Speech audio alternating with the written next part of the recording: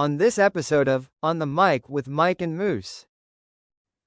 The conflict that was coming out of our um, our disagreement over this situation was doing nothing but dragging both of us down.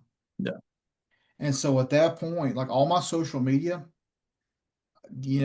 all my contact, anything to do with my sister, and this is my little sister, this is my baby sister who's 5 years younger than me. And we kind of grew up, real close. Yeah. I completely cut it off.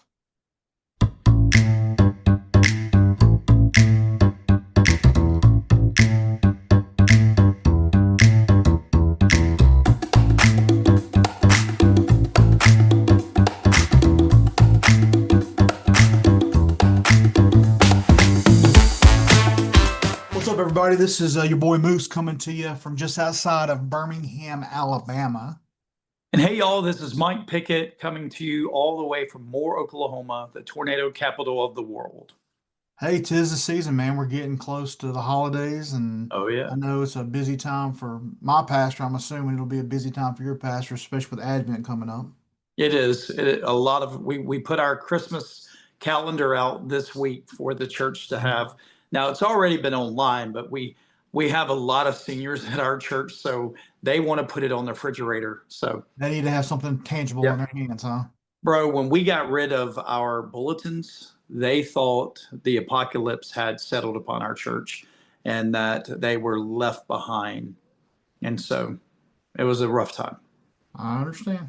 I understand change is never easy for anybody, especially No. the older you get. So, But you know how much money it saved us? A lot of money. yeah, I bet. I bet. I mean, just imagine take that number and multiply it by 7 or 8, and that's what we got.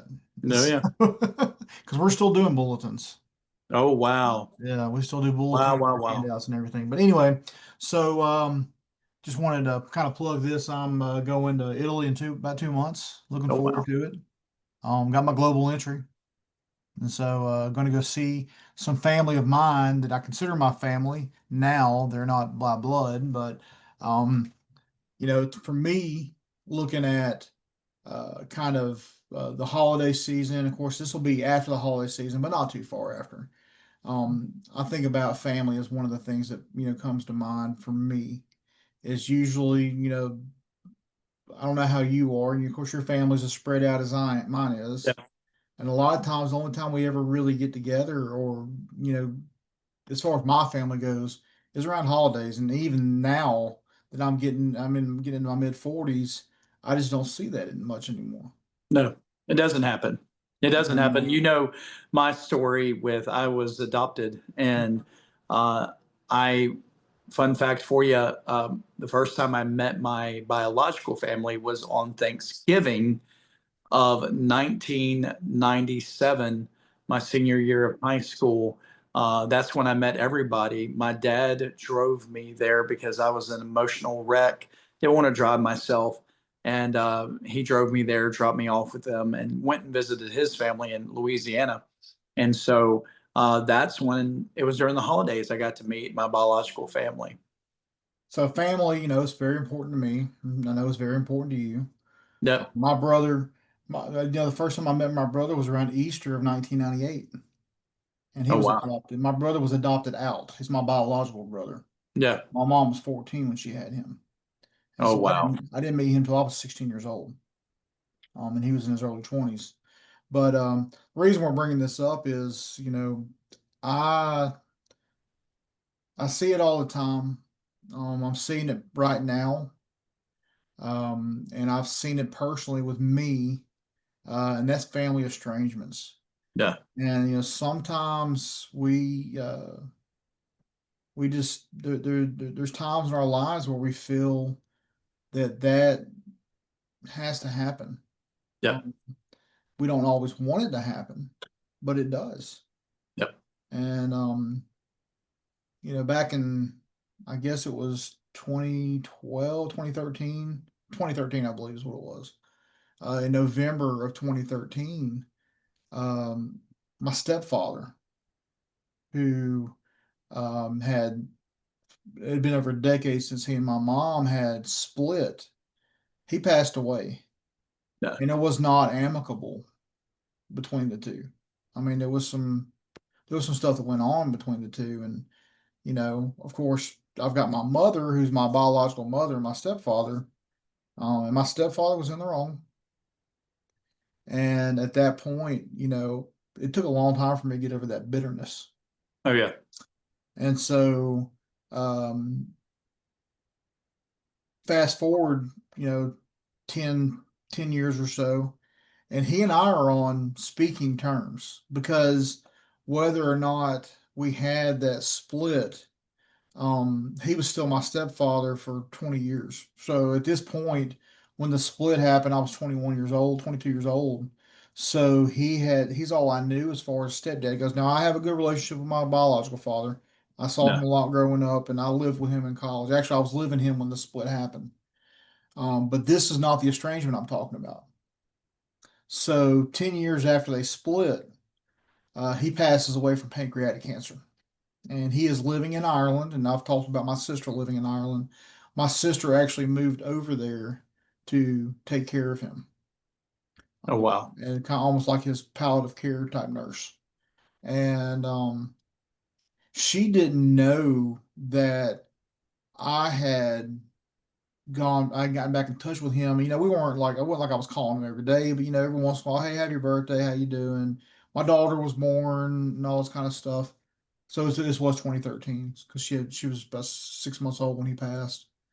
Um, well, anyway, so he passes, and my stepsister, who once again was my stepsister for 20 years, I still consider my sister today, my stepsister today. Yeah. Um, they were upset, and we just got to the point to where it didn't matter what I said to them. It wasn't good enough. I was getting some pretty nasty stuff said to me. Like, you didn't care about him now, or you didn't care about him when he was sick. Why you care about him now? That kind of vitriol that was coming at me. And,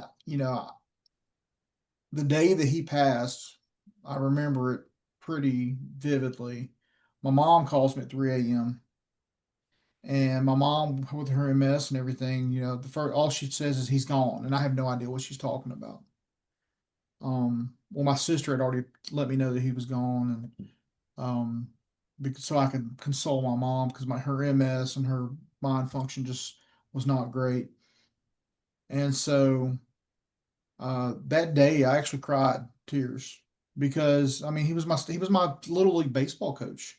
I mean, I'll put on this episode on the video part. You'll get to see one of my favorite pictures of me playing ball, and he's third base coach, and I'm running around. Remember the old helmets that just had the ear flaps and it was nothing on Yeah. top.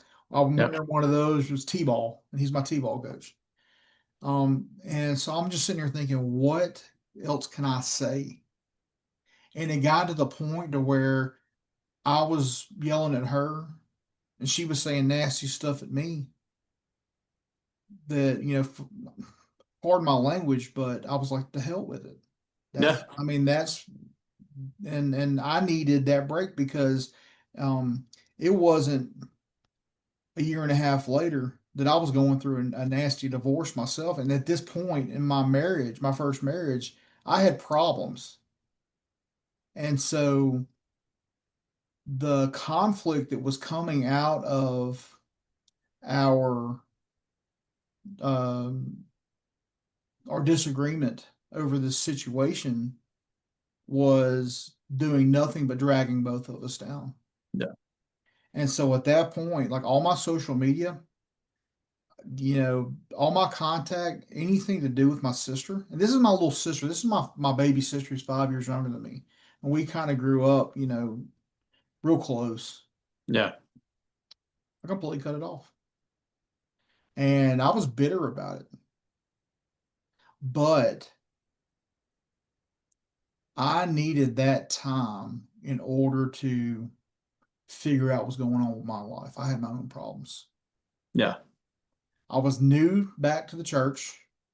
I'd been coming back, I'd been attending uh, church for about a year at that point. I was still trying to figure myself out, trying to figure out where my 10 years had gone, before that. And, At that point, I just was like, I don't want anything to do with her. And that was difficult. Yeah. I would put up this front that I didn't care. Deep down, I did. I wondered about my sister. Yep. And it's kind of crazy how things come to be. In the time, it was about 2.5 years I didn't talk to her. And in the 2.5 years that I didn't talk to her, I went through a divorce. I think I saw her maybe once. She came back home for like a month or whatever, and went back after her dad, after they had kind of done everything they needed to do. And then her son's father reached out to me, and that kind of opened the door for her. And this is 2.5 years afterwards. And this is Jessica, who is my wife now. Her and her family kind of saying, you really need to see what you can do to make up with her. Yeah. And I don't think me and my sister have made it to the point where we were when we were kids. But that time off, I think on both sides, really benefited us. Um, it made us appreciate each other. And so now she will, I mean, I'll get a random message 6 hours ahead of time from her about advice or whatever. And we're back on really good terms now. And it took that 2.5 years. She ended up moving in with me. She moved back to Alabama for about a year, lived with a little bit with my nephews, had her second son here in Birmingham. She's moved back. We've been to visit her, and it was just sometimes it's like that period never happened, Yeah. but it did. And um, Would you say there's lasting consequences from that moment, or I don't think no? so. Good. We haven't really spoken about much of it. Now, my stepsister and I have, and my wife and I, we went to New York, and because we reconciled with that whole side of the family. And my stepdad was from New York, and he had family in New Jersey and whatnot. I didn't talk to them either because I cut like that whole family off. Like I didn't want because I didn't want I was like my sister doesn't want me wanting to know about what's going on. I don't want her to find out tangentially about what's going on. That's Mhm. how bitter I was, and that's how Yeah. spiteful I was about it. But I started getting more deep into church. Because I'm essentially I wasn't a baby Christian per se, but it was like I was a baby Christian because I was getting back in the groove of things. And that whole forgiveness and showing grace and showing mercy, I just think it was my saving grace. Yeah. I had to sit there and I had to reframe it to myself that she was going through a rough time. She just watched her dad wither away from pancreatic cancer in like Wow. 6 months. And actually, I guess it was about a couple years, but it was not very long because pancreatic cancer is usually Very pretty quick, quick. pretty quick. So, uh, you know, I feel like I learned something from that. I don't know if you've ever experienced that with a family member, but currently we're going through this again. Oh, wow. So my wife's brother, um, and this had a lot of this happened during COVID, and I'm not going to get into detail because I don't want to air their laundry. But essentially, there's been some stuff go on where I have not seen my brother-in-law now for about 2.5 years, Wow. and he was always like my little brother. So the story is that Jessica and I met in high school. We dated for a little bit. We separated. I got married. Was married for 6 years.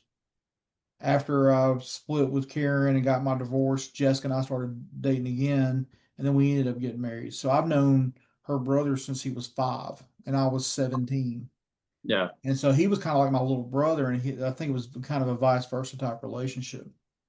And just based off of what I've seen through my experiences with my little sister, I knew that some of this was going to have to work out organically. There was not going to be an easy solution to it, and I feel like at one point we had to kind of like stop and be like, okay, he doesn't want to be around. He has his reasons. And we just got to let it, let go. You know, I hate to be so cliche, but let go and let God. Yeah. Because it's going to come back at some point. That relationship will come back, and I feel for my mother-in-law. I feel for my father-in-law. Um, and I feel for my wife and her sister, and I feel for I'm not gonna say his name, but I feel for her brother as well. And I wish that I only wish, I hope and pray, and we pray about it a lot in my discipleship group, that at some point there'll be reconciliation. And but we just got to realize that at some point it's not a one-sided affair. Yeah. That's it. My sister, when she came back, I remember the first time I saw my sister, and the first time I cried, and we were in the Atlanta airport, and they came out the international terminal, and we were waiting there. And I just remember giving her the biggest hug, like I hadn't seen her in 20 years. And it'd probably been 2 years since I've seen her. Because Yeah. like I said, when we were estranged, she came back and stayed with my mom for a little bit, and then went back to Ireland. So I just estrangements are hard. They are. My because of me being adopted, I've had to meet all my siblings. On my mom's side, I have four siblings. One of them passed, so three now. And then on my dad's side, I have four as well, so nine biologically. Out of all of those nine, I have a relationship with one that I may speak to once a year. Mm-hmm. I tried. So I don't know if you could even classify that as estranged. We tried, but it's a weird situation. I tried to get back in their life, and it was just difficult. It was a different dynamic. They had a lot different goals. They were not Christian, so they didn't have that goal in life. Um, Now my wife Jody, we're estranged from her sister. Her sister, and I won't say her name just in case she's watching this as well, lives in the Muscle Shoals area up there. She lives literally across, I forgot the name of the town where, not Anne Frank, that's the wrong person. No, it's Helen Helen Keller. Keller. She lives right across. Tuscumbia. That's where she truly lives. She lives right across the road from that house. And back when COVID happened, once again, good old COVID, um, there was some stuff that happened between her and her sister and her mom. And she tried to take up for her mom. They don't have the same mom, they're half. And so things just went south. Well, for the first time, what was it, 4.5 years, they sent a Facebook Messenger to each other. And that's a beginning. That's a start. But That's how it started. That's how it started with me and Ashley. yeah, and it might have been weird when you first started with that too, and it's been weird for Jody, but it's slowly each time it's getting to be, Healing. yeah, one sentence, two sentences. I think they're up to three when they do talk. Nothing deep, and I think I'm trusting God that it will be restored. But that's with me. It's more on the in-law side because I don't think I can classify what I experienced with my biological brothers and sisters as estrangement. I just believe that there was never a connection. I don't believe that there can. I don't think there can be an estrangement when there was never a connection to begin with. Right. And so I just think that it just didn't work out. And we tried and we tried and we tried. So outside of that, I've really never had an estrangement with any of my family outside of that. But to see how my wife has hurt, knowing that she can't talk to her big sister, Mhm. and because she she adored her big sister. I mean, her big sister was a role model to her. And so, fun fact for you, her sister was an Auburn cheerleader. She went to Auburn. She lived, yeah, she didn't live in Alabama at the time. She's originally from LaGrange, which Okay, is close enough to Alabama to be. right. That's real close to Auburn too. So No, yeah, so that's why. And so, but that's, but Jody misses her, and there has been some estrangements that she's got two twin brothers too, and there's some weird dynamics with the sister. One twin brother is okay with the sister, and one's not. So we have to put kitty gloves on anytime we go to family events when we talk about any of those things. So understood. Yeah, and it's just like what's going on right now. At some point there's gonna be some sort of communication. yeah, And with Ashley and I, it started off like I said with her son's father, yep, and it started off there, and then finally he was like, that Ashley kind of monitors my my communication, and I'm like, okay. And then it turned out that she came and moved in, and she lived with me for 6 months. So I saw her every single day. yeah. And so for not seeing her or talking to her for 2.5 years to living with me for 6 months, that was Did that big. help a lot It that did. time? It did. And then we talk about how um we talk a lot about processes. It seems like this world is full of processes. And when you're coming down off that estrangement, it's not something that's just the switch is flipped and you're back to where you were before. No, And no, so my sister and I, it's strange. Is like, she lived with me for 6 months. She was in Alabama for a year, and then um I didn't see her for 7 years. yeah, But we were strong with each other, just like we had seen each other last week. And then Jessica and I had the opportunity 2 years, almost 2 years ago, to go see her in Ireland and see her boys. And one of her boys was a toddler when I had last seen him, and the other one was born. I took them to the emergency room. I took them to the hospital oh yeah. whenever she was having the baby. So he was not even a year old last time I'd seen him. So it was great. It's fun. I wish I saw her more now, but Yeah. she's my baby sister, and I love her. And you talk about being a role model. It's funny. She was when she got to high school, she saw Jessica on the dance line for the band, and she said, "I want to do that." And so she actually was on the dance line for 2 years in the band Oh, at wow. high school, and she tried out for captain, and they had to pick their own music to do a dance routine to. Motley Crue, Dr. Feelgood. Oh, wow. That's too fun. I love that. I love that. That would be my influence. So it's just great. So strangers are going to happen. Nobody is hunky dory. You hear so many people so cliche that I got a dysfunctional family. Well, guess what? Everybody has a Everybody dysfunctional does. family, and there's going to be some sort of dysfunction, and sometimes you just don't talk to each other, and And some of sometimes that us, space is great. and some of us might not have estrangements, but we might be the Uncle Eddie of our family. You mean cousin Eddie? Cousin Eddie. Sorry about that. Cousin Cousin Eddie. Eddie. Yes. Yeah. So So on y'all your like how way you to, kind of brought that into to Christmas time coming I up. know.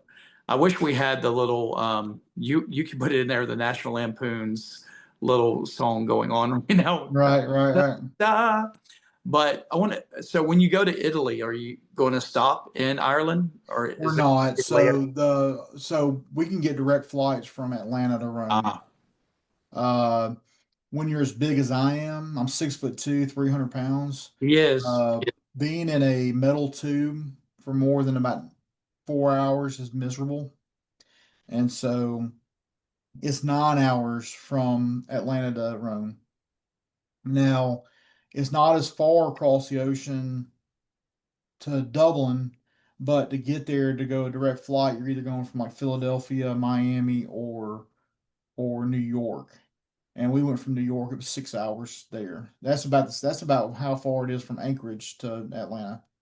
Um, Now so remember this: when in Rome, oh yeah, I know. I'll do as the Romans do. Yes, you gotta Not really. wear Not you gotta really. wear a toga and send a video to everyone. Right. So, well, one of the things that Jessica and I do is I take my Alabama shaker and I get myself cheering for Alabama in different places. And Goodness. last time I was in Rome, and I'll put the picture up here as well. I've got a picture of me in the Coliseum, doing my shaker. I've got a picture of me at the Arctic Circle in Alaska. I got a picture of me at Mount Denali in Alaska. I got a picture of me in Ireland. So, Saban would be so proud. yeah. So I had to do it. did you have any other parting words other than just finishing us out? I would like to invite everybody to connect with us. We have so many different ways for you to connect. We have our own TikTok page. We have our own YouTube, also Facebook. Are we on Instagram? I believe we are on Instagram. We're on Instagram as well, but it's On the Mic with Mike and Moose.